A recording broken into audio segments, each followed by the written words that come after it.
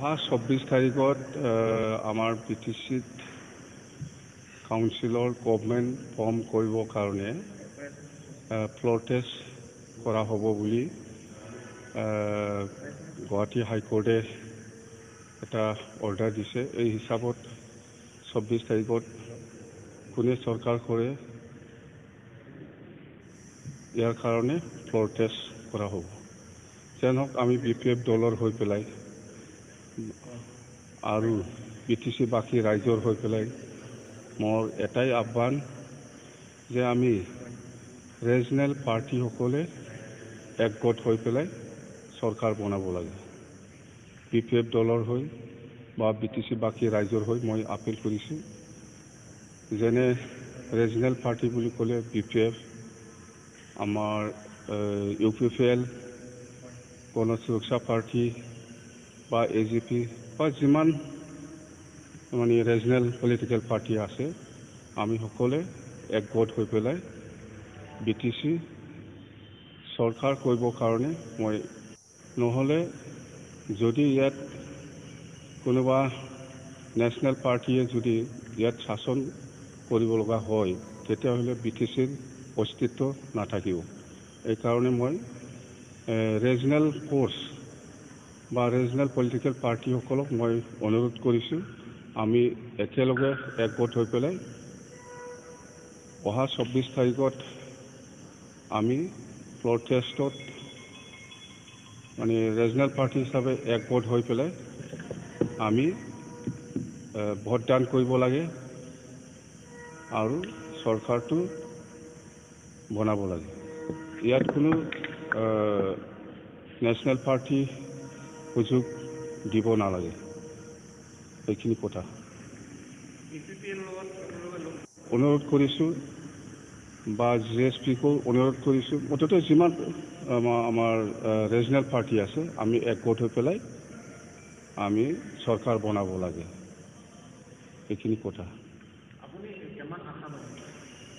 আশাবাদী মানে মই অনুৰোধ কৰিছোঁ সকলো political party, regional political party, মোৰ এটা বিশ্বাস আমি ৰিজনেল পাৰ্টি হিচাপে একগোট হৈ পেলাই BTCখন চলাব লাগে। নিশ্চয় BTC বাকী ৰাইজ সেইটোৱে বিচাৰি আছে আৰু আমি BPF দলৰ হৈ পেলাই সেইটোৱে বিচাৰি আছে যে BTC শাসন যদি কৰিব লাগে ইয়াত নেশ্যনেল পাৰ্টিৰ কোনো প্ৰয়োজন নাই।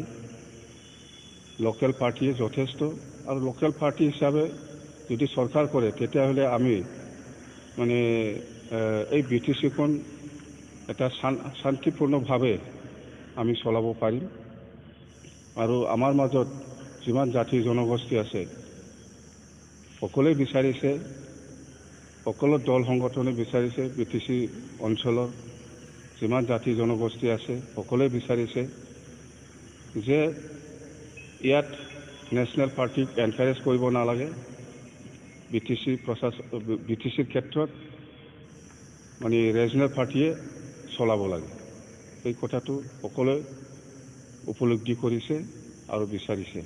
এইখিনি হোৱা নোহোৱা সেইটো কথা নাহে। মই আপিল কৰিছোঁ যে আমি সকলো ৰিজনেল পলিটিকেল পাৰ্টিয়ে একগোট হ'ব লাগে।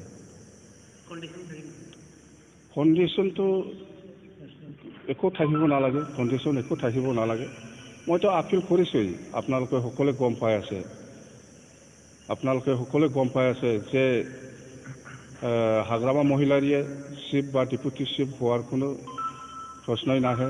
একগোট হৈ থাকক, BTCটো শাসন কৰক। বাছ মই যে চিফ হ'ব লাগে বা কোনোবাই যে চিফ হ'ব লাগে, মই যে চিফ হ'ব লাগে সেইটো ডিমাণ্ড নাই। মই কৈছোঁ আমি সকলো ৰিজনেল পলিটিকেল পাৰ্টিয়ে একগোট হ'ব লাগে আৰু BTCটো ৰিজনেল পাৰ্টিয়ে শাসন কৰিব লাগে। সেইটোৱে PSৰ কথাটো মই যোৱাকালি উইথড্ৰ কৰিছে। কাৰণটো হ'ল মোক একো ইনফৰমেশ্যন দিয়া নাই, মানে মোৰ হাউচ গাৰ্ড বা পুলিচ পাৰ্চনেলবিলাকক কমাই দিছিলে।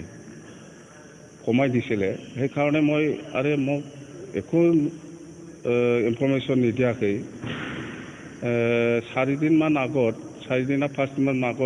4জন না 6জন এনেকুৱা মুঠতে কমাই দিছিল।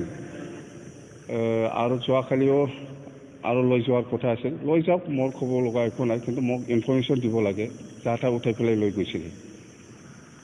ইয়াৰ পিছত মই উপায় নাই, মই মোৰ চিকিউৰিটিটো উইথড্ৰ কৰি ল'ম বুলি মই ৰিটেনলি IGP ডাঙৰীয়াক মই লেটাৰ এটা ইছ্যু কৰিছোঁ।